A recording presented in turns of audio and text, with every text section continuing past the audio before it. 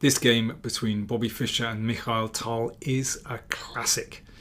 Played in the Candidates Tournament in 1959. This was actually the fourth game that they played against each other in the tournament, and Tal had won the first 3 games. Fischer was 16 years old, Tal was 22. Tal was on the road to the world title. He won this Candidates Tournament convincingly and went on to challenge Botvinnik in the final. I remember talking about Tal with the legendary Soviet player Yuri Averbach a few years ago, and Averbach said that at that time he felt that Tal could get away with anything. He just had an aura about him. He could sacrifice pieces, he could blunder pieces, he could take pawns and get away with it, and somehow he could just do anything.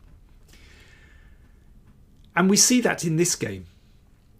Tal played the Najdorf variation against Fischer, who was an expert in that opening, and Tal grabbed a pawn in the opening which was so audacious, and then, well, I don't want to spoil it for you because this game is such an adventure. And by the way, I have a very, very particular reason for looking at this game, which I'll tell you about right at the end. This is very special. Right, without further ado, let's have a look. So Fischer had white, Tal was playing black, and it's an open Sicilian. Generally, that's what Fischer always went for with white. And Fischer plays his favourite bishop c4. And this is a very aggressive move. Aggressive positionally, actually. You know, often you want to try and force this pawn forward again with f4, f5. And Fischer liked to conquer this d5 square. But it's a risky move because if white doesn't succeed in opening things up, then this bishop could simply be misplaced on b3 as it's sort of biting on rock there. b5 from Tal and f4, really sharp from Fischer, so not even castling. He's getting going with his attack. And here, well, it seems sensible to me to play bishop b7 and bring out a piece.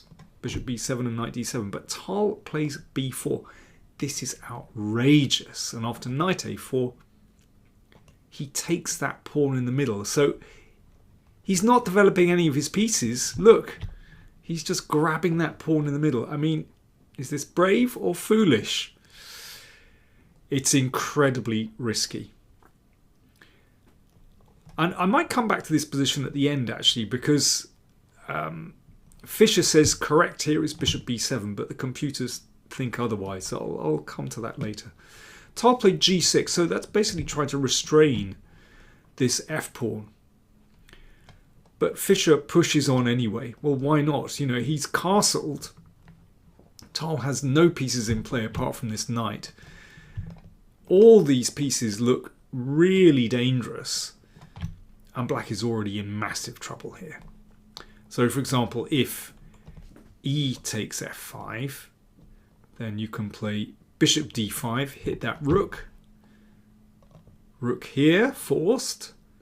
Knight takes pawn. And then queen d4. Now that's very unfortunate, with a simple double attack with the queen.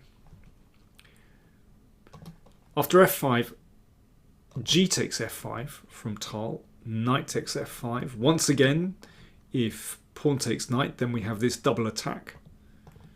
It's very nasty. So Tal played rook g8. So he's looking perhaps for a counter-attack on g2. I mean, this is really bold stuff from both players. Bishop d5 from Fischer, a double attack. And if that's taken, then the queen comes into play. That's just really nasty. So rook a7. Bishop takes knight. So So now Fischer is actually material ahead. Well, Tal balances things up. And now Fischer took on f5. He says in his annotations, by the way, this is annotated in my 60 memorable games. That's how you might know this game already. Fischer says it's probably better to avoid exchanges and play either bishop d5 or bishop f3. Fair enough, but I mean, this is pretty straightforward. You just have to look at black's pawns. Look, all these split pawns, and even these pawns are pretty ragged. And this looks like a very simple way of playing. And Tal played an extraordinary move here. I mean, he has no development. His king can't castle. What do you do? It looks absolutely appalling. Tal played rook e7. That's one way of defending your king. Extraordinary. Fischer exchanged. And he now played bishop f4, which looks very straightforward. Looks pretty good. But Fischer says that he should have played c3 to open things up. But anyway, bishop f4 looks very natural. But after queen c6, Tal is definitely back in the game. Mate is threatened, as well as the knight. Fischer plugged things with queen f3, and now Fischer was expecting Tal to just exchange queens. And this could be tenable. You know, black is no material down. Quite a few pawns have been exchanged off. And in this position, of course, white is better. Black's pawns aren't so great, but this could well be tenable. Or even rook e4 is interesting as well. I mean, the rook does a good job of shielding the king here, actually. But Fischer couldn't believe it when Tal grabbed that knight. I mean, that is extraordinary. Considering there's quite a safe way to play. You can go into an endgame where you're a little bit worse, but it's probably tenable. For Tal to take that knight is, well, I don't know, bold, courageous, audacious, daring, foolish, possibly all those things. After bishop takes pawn, it looks like black is lost in this position. If the rook drops, then the queen is going to break in. But Tal had prepared a defense. Queen c6.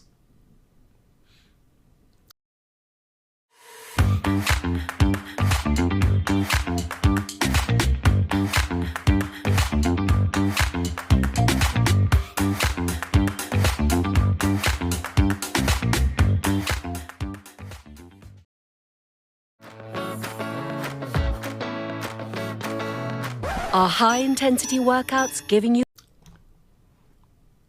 So Fischer took the knight. It's still possible to exchange queens here, actually. That's probably not too bad. But Tal was obviously intent on taking his extra piece. So a check. King goes in the corner, and then queen takes bishop. So Tal with black is a piece up here. Fischer has one pawn for it, but look at black's king stuck in the middle. Fischer gave a check on c6. In fact, if he'd played rook e1, Tal thought that he was probably lost here. In fact, as Fischer showed, king d8 is a saving move. I mean, that's a remarkable move in itself. Incredibly, it's not possible for white to win this position. So, for example, here you can give some checks. And, I mean, you've even got to be careful. If queen takes f7, then black can take over the initiative here, incredibly. Everything is just about holding together in this position. The computer actually thinks that black is doing all right there. Incredible. In any case, Fischer played queen c6 check and rook e1. I mean, this looks so scary. The fact that Tal sort of voluntarily went in for this, I find amazing. And you've got to get it absolutely right. So, for example, here, you might think that king d8 looks correct. But in fact, white can play rook takes pawn. And this is winning. So, bishop e7. Rook takes pawn. If queen d7, then queen d6. Black is holding on there. So queen e6 check. Again, you've got to get this right. If king g7, then queen takes rook is winning because that bishop is hanging. So you've got to play king f8. And now queen takes rook. Queen d6. So Tal is just about finding his feet now. Queen b7 after a series of only moves here. And rook g6, that's a very important move, because it allows the king to step up the board and the rook can actually come into play now. The queen and rook coordinate. Major pieces need to work together. And it's at this moment where Fischer realised, well, he has to be careful because his attack is fizzling out. So that's why he played c3 in a bid to exchange pawns. So the more pawns that he can exchange, the closer he gets to a draw. And there are various moments where Fischer says in his book, yeah, he could have done better, but the computer always thinks that black is better in these positions and has decent winning chances. But there's one moment a little later on which is quite clear. So Fischer exchanging pawns. And at this point, Fischer played g3, and that allowed a queen exchange. And in practical terms, that just made life much simpler for Tal. Instead, Fischer recommends queen e4, and, you know, he basically says in this position, queen check, check, and back again. And Fischer thinks that white can hold this because it's too difficult for black to mount any kind of attack because there's no pawn cover for the king. And certainly black has enormous practical difficulties there in going forward. Computer still thinks that should be winning for black, but it's very difficult. But g3 definitely makes life a lot easier for Tal. So a queen exchange, and this is an important move. How do you protect that pawn? If you play bishop e7, then white can exchange off all those pawns, and the best that black can achieve in this position is rook and bishop against rook. And if b3, then that pawn can actually be taken. I mean, the rook can defend like this, but I think that a pawn is going to be troublesome. So rook b6 is a really important move because it means that if a3, then you can play b3 and the rook guards the b pawn and that bishop can come here to attack b2. So king g2. Let's see how Tal managed to squeeze this one out. King e3, bishop g5 check, and king d5. I mean, it's very nice for black that already the king has managed to come right into the middle of the board and gain ground. You know, is higher up the board than white. Bishop f6. So this is an important moment. Tal is attacking the pawn on b2. Fischer has to decide, how do you defend that? And Fischer says he should have played b3, but, you know, I can understand why he didn't want to do that, because after bishop e7, guarding this pawn, then black never has to worry about the pawns being exchanged off. And obviously, that's just winning a pawn. But Fischer still says that's the best to do, the best thing to do. But after this, so the rook is tied down, and little by little, Fischer is ground down here. Grind like a grandmaster, as Magnus and David like to say. You can see that black is just crawling in here. You know, this and rook f2 are threatened. So that's why Fischer went for a3. But this is now losing. Need some delicate steps here, actually.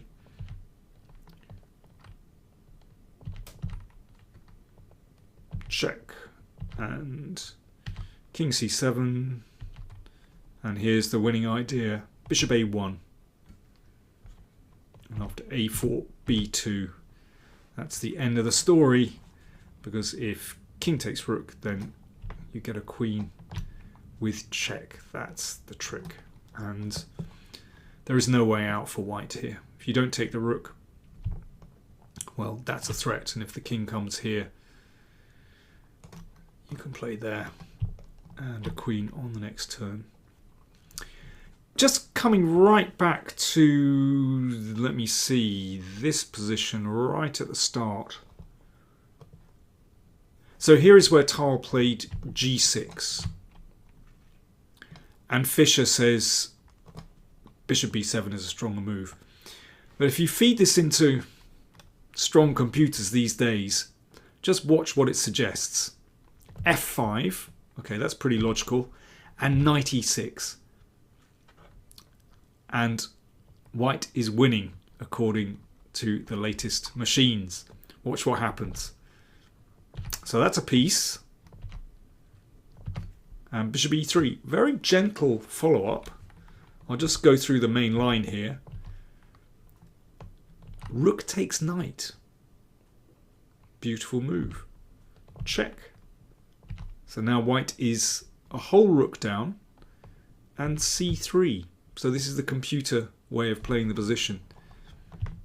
Rook a1, c1, and the king is just going to get chopped up at this side of the board. There's no coordination between black's pieces. So yeah, modern computers can tell us a lot about this kind of position. Now, coming back to what I mentioned earlier, why was I so keen to look at this game? Well, it's a beautiful game. It's a fantastic game. But also because this game was included in a beautiful film created by a student at the Royal College of Art here in London.